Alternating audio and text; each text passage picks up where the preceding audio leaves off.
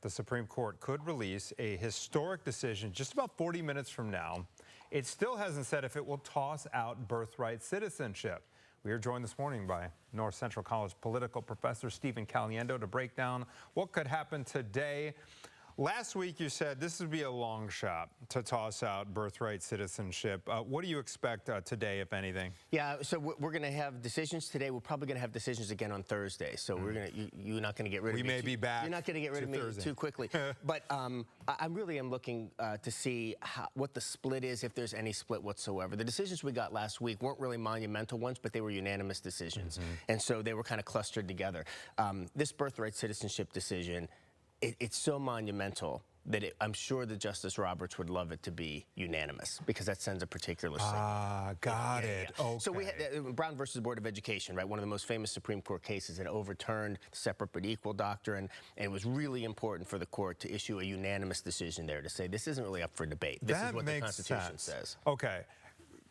Putting this all in context, this particular case regarding birthright citizenship, it was argued on April 1st. Yeah. And then some other cases which were argued after that. That's right. The decisions have already been released. So, like, what is up with that? There's so much mystery that goes behind the scenes about when are they going to issue a decision, who's writing the decision. Whoever writes the decision presents the decision. And so when we find out, when it comes to 9 o'clock Central Time, whoever gives the first decision, and they go in reverse seniority. So you can sort of get a clue about who's going to write the next decisions or how many are going to be coming. But there's a lot of negotiating on who's going to be the person who writes it, how many concurring remember, a concurring opinion is when you agree with the outcome, but for different reasons than the majority of the court. So there could be some of those as well. But the order that in which they're argued does not dictate the order in which they're released. Some of them take longer to write. Some of them are more negotiating behind the scenes than others. Professor Caliendo, in European nations, they don't have birthright citizenship. Right. Could you kind of explain how it works in other countries over there to become a citizen? That's right. In a lot of places, in most democracies, to be a citizen, you have, you can have a naturalization process, of course, like that's the same as we have. But to automatically be a citizen, your parents, or at least one of your parents, have to be a citizen. And so what we have here is very different. There's no question about that. I think reasonable people can disagree on whether or not we should have birthright citizenship. That's not what the court's deciding, though. What the court's deciding is, can President Trump, simply with an executive order, say that there's no more birthright citizenship, even though the 14th Amendment of the Constitution seems to indicate pretty clearly that we do? Could there be a possibility that this plays out? I remember when Roe v. Wade was overturned, the president's message so many times, hey, we're pushing it back to the states. It's for the states to decide. Could this be a situation where it goes back to the states? This is a little bit trickier. First of all, if they were to overturn birthright citizenship, think about what the logistics would be. They'd have to decide. They have to ask. The hospitals would have to ask for citizenship papers to determine citizenship. So even if this were to happen, the rollout of this would be very complicated. And I think a lot of healthcare providers have said, we have no idea how we would even do this, right? I mean, that's one of the benefits of having birthright citizenship is, I saw the baby was born on U.S. soil. It's a citizen, right?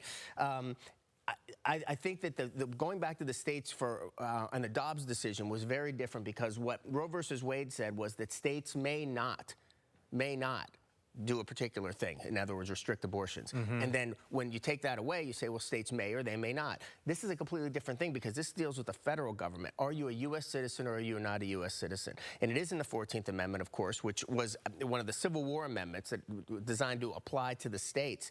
But what they're going to say is that states cannot deny citizenship, U.S. citizenship, not simply state citizenship. So I don't think it's going to be the same as the Dobbs decision. Okay. What would happen to folks who are already citizens? Would it retroactively apply to people who don't have parents that were U.S. citizens but were born here on U.S. soil? It would not, but that doesn't mean that there wouldn't be then legislation or you know what I mean? So that would be the next question.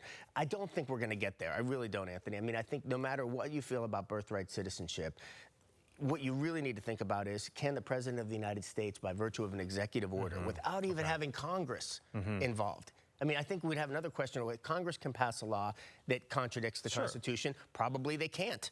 You know, they probably can't even do that. But we didn't even have that in this case. We just had a president signing an executive order saying it's got to go away, I can't imagine the Supreme Court is going to go along with it. So this is really about the power of the executive This is a branch. separation of powers. Got it. One more thing I want to ask you about is there's also a case, along with the 14th Amendment stuff, about the president wanting to fire or be able to fire the heads of certain independent agencies.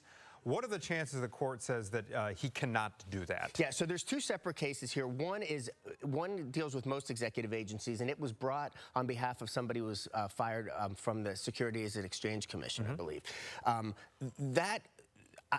During oral arguments, it seemed like the conservative justices or the justices who were appointed by Republicans were more likely to go along with that, to say they're part of, I know that they're independent, but they're part of the executive branch. The president's the head of the executive branch. He might be able to. So we may see that change, that the firing might be okay. But there's a separate case that deals with the Federal Reserve Board commissioner.